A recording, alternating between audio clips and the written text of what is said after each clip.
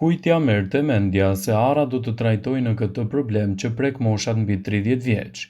Njerëzit me diabetin e tipi 2 që janë ushqime të pasur, siç janë bajamet, ara dhe lajthit, kanë një kontroll shumë më të mirë të niveleve të sheqerit në gjak dhe për këtë arsye kanë një rrezik më të ulët të sëmundjeve në zemër. Efekti pozitiv i ushqimeve në diabetin e tipit 2 vlen për të gjitha ushqimet që gatuhen ngadalë, fasulet, thjerrzat dhe të tjera. Në Universitetin e Torontos, Kanada, 210 lëndë me diabet të tipit 2 u ekzaminuan të ndara në dy grupe nga 105 persona secili. Një grup hëngri ushqime që kishin indeks të ulët glicemik, ndërsa grupi tjetër hante ushqime të zakonshme të parashikuara për këta persona. Rezultatet treguan një ndryshim domethënës të kontrollit të sheqerit në gjak të dyja grupeve, me grupin që hante kryesisht ushqime me indeks të ulët glicemik shumë më mirë, duke ruajtur nivele të ulta të sheqerit.